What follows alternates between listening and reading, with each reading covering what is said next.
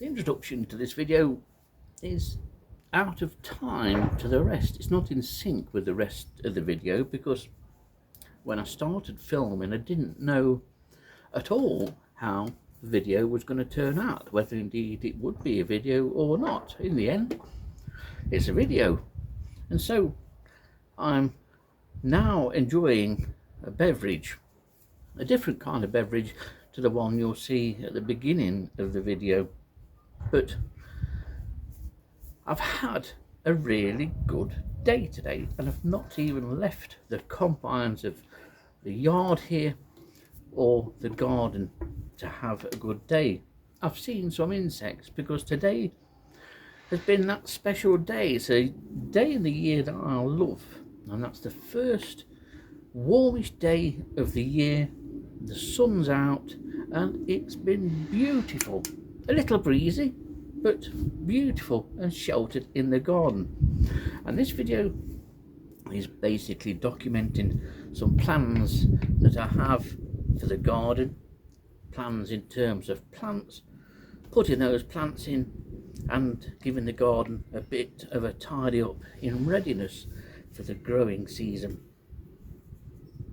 And a couple of hours later, I'm now here filming this in one of these. And I might have another one. Needs must, as they say.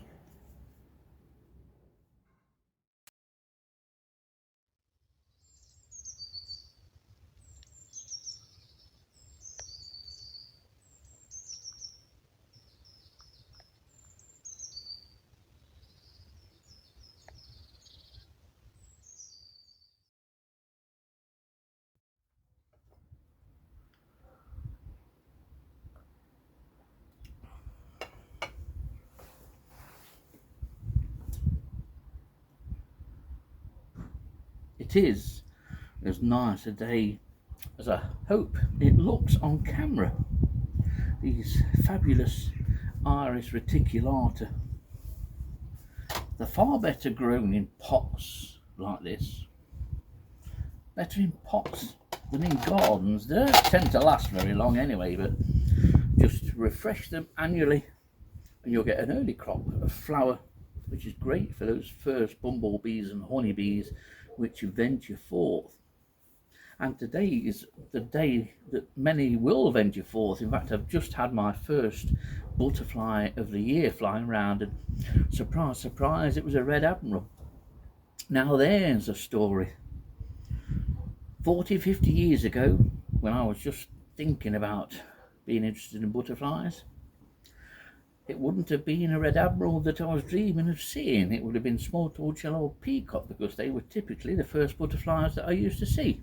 Occasionally it'd be brimstone, a nice gorgeous sulphur yellow male brimstone, maybe in the early days of March, but with increasing regularity it's now the red admiral, which has now started to successfully hibernate here in the UK and indeed in Nottinghamshire. And we're all the better for it. What a butterfly to set the year and start the year off. Almost as nice as these iris. But it's also incredibly mild. We've got a southerly airflow today, and the temperature at the moment is in the mid-teens, and the cloud that we had earlier on has thinned, and so we've got the glorious sunshine. And this is the kind of day that I look forward to. I only usually do it once a year, and it's the day when I tidy up and get the garden ready for the summer's flowering.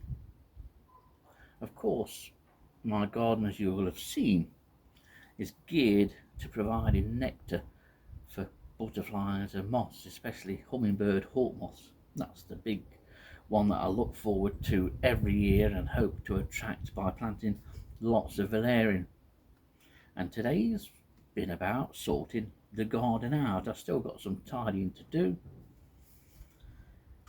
but I thought I would sit down and have 5 minutes first and drink coffee out of a cup rather than a mug. I'm funny that way. I plant lots of bulbs in pots because They just add so much joy, colour and cheer every time I open the back door.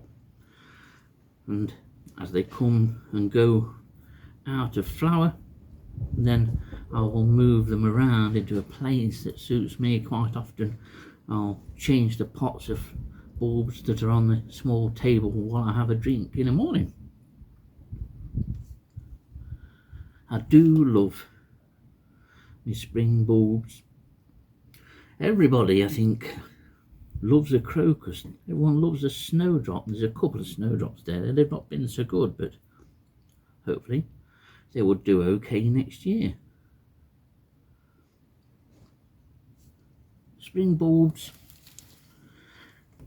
they're the first real strong colour, you could say, after the dawn darkness and dampness of the winter.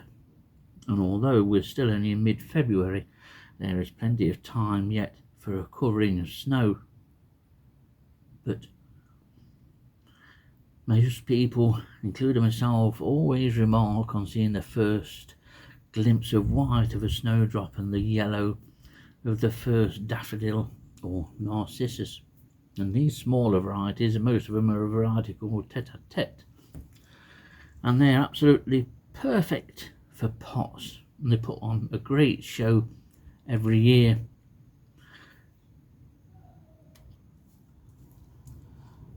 I mean, who doesn't love a crocus? When the first crocus comes out, it's probably most people's first sign of spring. Even though it's still very early, spring is without a doubt getting increasingly earlier. I've seen that in my lifetime. What a difference there is to everything.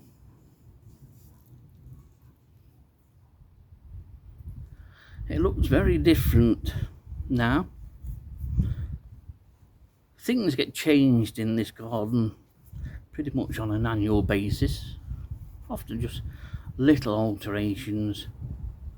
But the raised area of the garden at the bottom doesn't change much at all, and it's very shaded there. It becomes incredibly dry, and I don't do a great deal to it. It's an attempt at a little private and enclosed area, and with the passing of each year it does become more enclosed and private. It also becomes more shady, so there are a few shade loving plants that I still want to get just to sort of fill that area in, and I do keep that quite leafy. Any leaf mould I get from the rest of the garden usually ends up there, because leaf mould's great for invertebrates.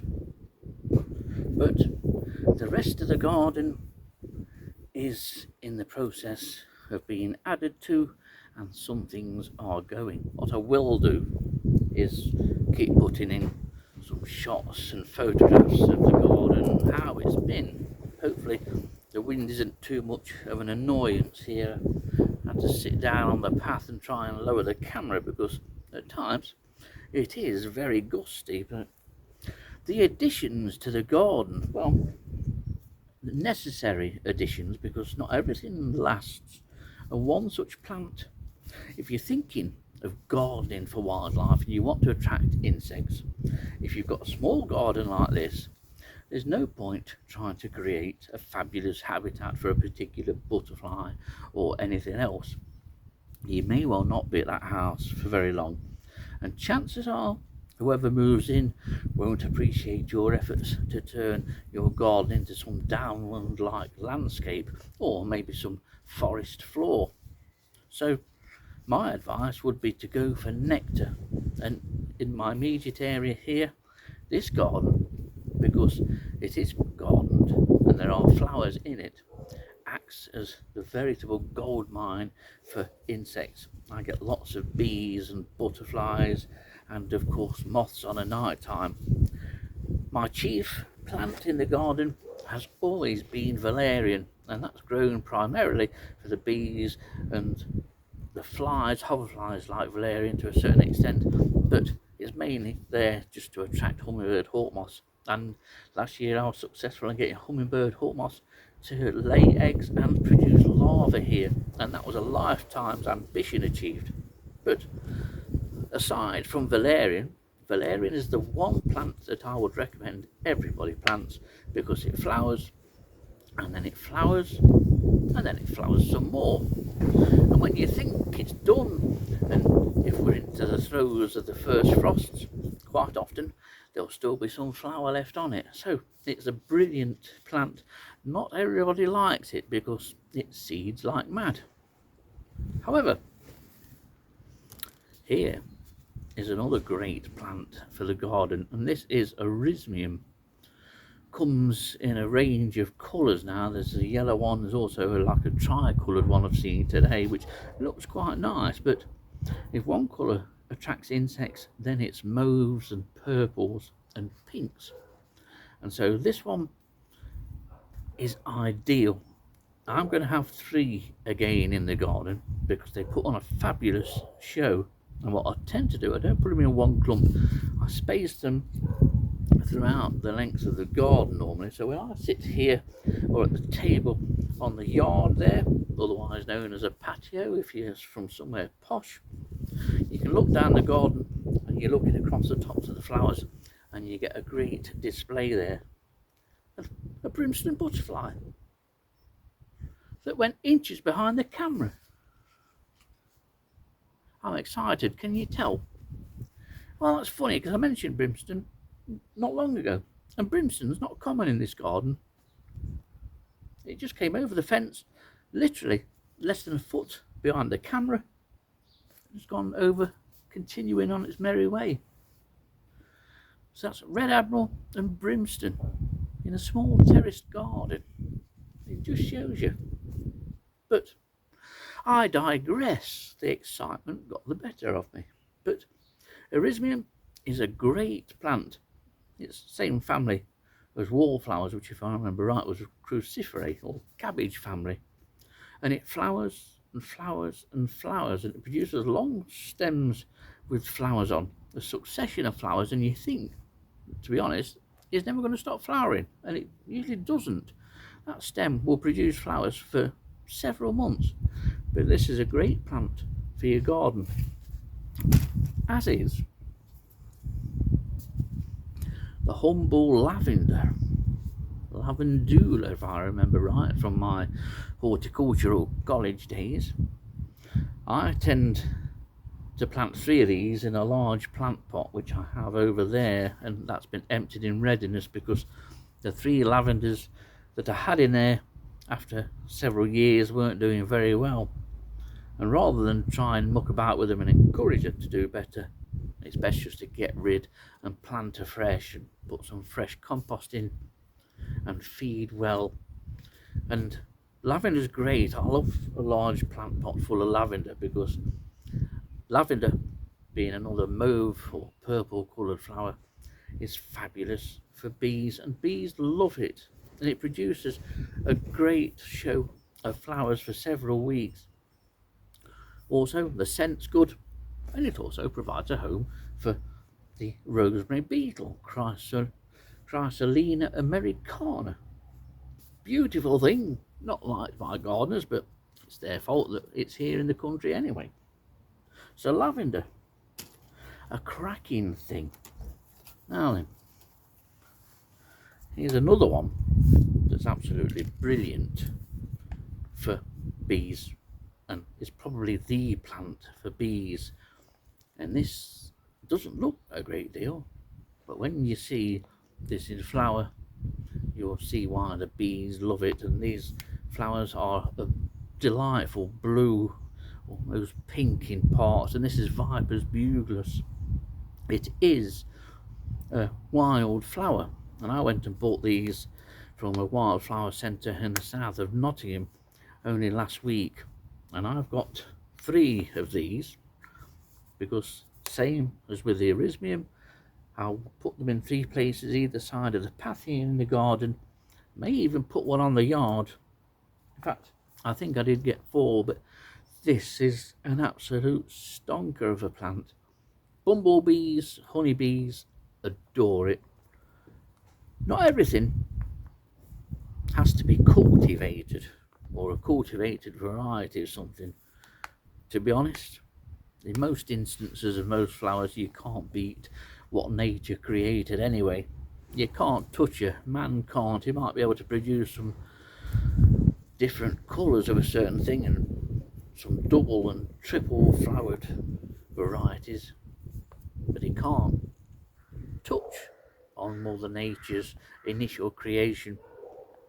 And Viper's buglus, it produces larger extems. It will get bashed down by the thunderstorms, which tend to bash everything down, but it will still keep flowering and keep producing flowers. And if I remember right, it's biennial. So I had a good plant of it here last year. That's died off. I didn't manage to get any seeds off it, and no seeds appear to have come up in the garden.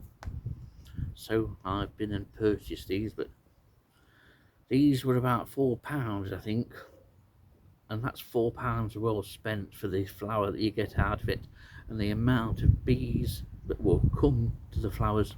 It's a cracking plant for the garden. The other plant that tends to fill this garden, and hopefully the resulting seedlings from last year's and the previous year's plants will start to come through. I do have a few seeds left from last year, and it's Californian poppy. There are a number of moths whose larvae will feed on Californian poppy, but the beautiful orange yellow flowers help to pull in the insects, and it spreads from the weediest looking initial sort of shoot, and that shoot will produce one flower, and you think, well, I don't reckon much to that, but then within a week or so you'll be surprised at the size the plants get to, and they can cover a good square metre of ground, producing beautiful yellow flowers which say attract the insects, flies and bees, and they of course attract other species as well. So that's the plan. I do have another plant in the garden, several of, because it's set seed and they've come through, and that's Devil's Bit Scabious, and that's another one that I would recommend. You can buy it, and if you get a chance to get some seeds, it grows really well from seeds. In fact, it's like Valerian, it perhaps grows too well for some people, but that's definitely a plant for flies, and hoverflies go mad for Devil's Bit Scabious. So do butterflies, and it also flowers in sort of the second part of the summer, so it's great for those later invertebrates. I'm quite excited now at the thought. I do like tidying up the garden. I don't have one of these wild gardens, a little wild corner sort of thing, but that's about it. You don't have to have a garden for wildlife that looks like the corner of a farmer's field or some nature reserve. It depends how long you're going to stay at the house. And personally, I would never, if I lived in a house, which I do obviously, it's at the back of me, but for those people that like to move around a lot, and you want to still garden for wildlife, then garden by putting in nectar bearing flowers. Don't try and attract things, as I've said, into the garden, some rare species, because 9 times out of 10 it won't be appreciated by those who buy the house from you, and who firmly believe that gardens are for kids, so they get trashed, and that's not conducive to wildlife at all. But enjoy your garden, and I'm certainly going to enjoy putting these plants in. I might even do them now, and then I'll enjoy the rewards of that over the next few months.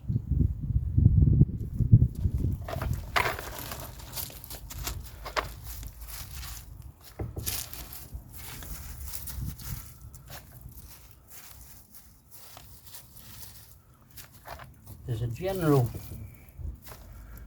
sort of opinion that's going around, or a meme, shall we say, on Facebook, that goes on about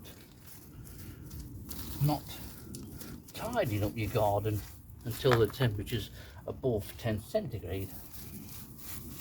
Now it is today, but in all honesty, if you're tidying up and removing leaf litter and rubbish such as this,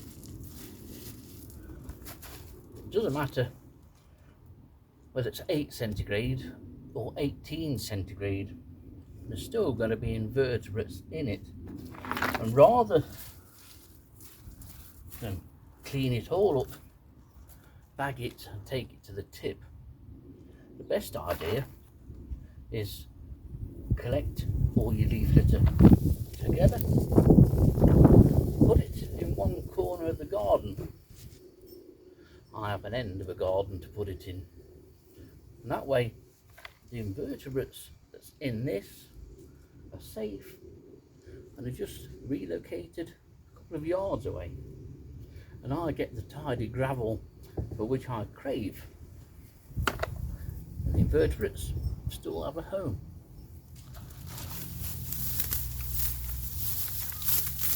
If you're like me and want to do your bit to help the invertebrates in leaf litter, and yet at the same time you would like to keep your leaf litter in a way that you don't have it blowing all over the garden again.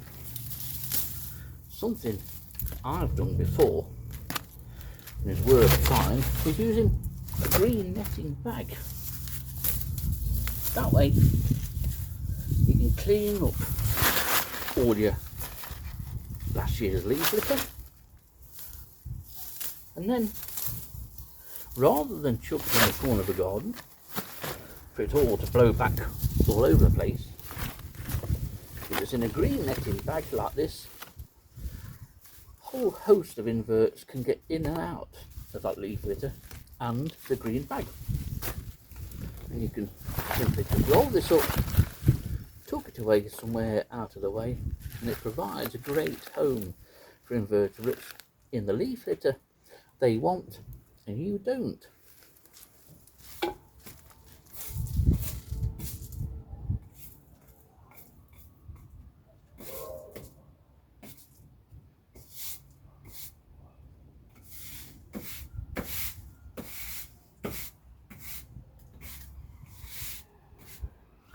Not the sound of spring that I like, but quite typical of the sound here. That and the sounds of yobs that are yet to reach puberty. What a shock that'll be to them. But I've got a friend. I don't know how well you can see this, but this beautiful little woolly caterpillar is the caterpillar of the ruby tiger moth.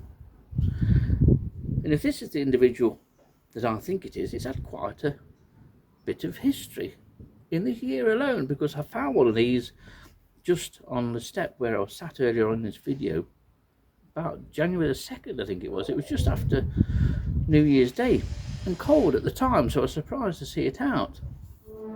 Then I noticed that one had found its way, probably that one, into a crack or crevice in the brickwork on the shed wall. And then I've just found this one, which does seem smaller than the one I've been talking about, I must admit. And this was tucked away under some trellis at the side of the shed door here. So this will go back somewhere safe. But with the day being as nice as it has been, the first Lassius niger ants are out and about. That's always a good sign. When I was heavily into ants in my childhood and teens, seems like I was into everything apart from women in my childhood and teens, but whenever I saw the first black ant, that was always a sign of spring to me, or one of the signs of spring. And I've noticed that they're out today, so I need to check on the ones that have got hibernating in the shed and get them out, because if this mild weather continues, they're going to become active, and I don't want to lose them if I can, although I'm pretty certain that I've lost the barbarous, the harvester ants. Everything else looks fine, like this this little chap here. But what a lovely day this is. I love this day. This is the first day where the temperatures are warm. Some people will still say it's cold, but it isn't. It's far from being cold. And so many invertebrates have been active in the garden. Pardosa amentata, the common wolf spider that we have in most Nottinghamshire gardens, they're everywhere. 7-spot ladybird, that's another one that tucks itself away in leaf litter or in the gaps in fences, anywhere where it can. And then on the first bit of sun and warmth, they'll come and sit out in the sunshine and absorb that sun and warmth. 2 of these ruby tiger caterpillars. I've also flushed 2 Emelina monodactyla, otherwise known as the common plume, and they were in some dead lavender that I had to take out so I could put the new ones in. They're both safe and have tucked themselves away in the conifer here. And then, of course, the red admiral fly, which I mentioned earlier on, and then the brimstone, which very nearly flew in front of the camera. If only it would have done, but it didn't. But that really got me excited because that took me completely by surprise. And I've also had a superb queen bombus hypnorum, the tree nesting bumblebee. All in all, spring today has really kicked off, I think. Although, as a precautionary note, in the last 5 or 6 years, signs have been promising occasionally in February, and then it's all gone disastrously wrong in March, and March usually becomes anticyclonic or dominated by anticyclonic conditions, cloud and cool weather. I hope it's a nicer spring than what we normally get. Today feels like it might do. It's lifted me today, made me realise why I love the first warm day of early spring.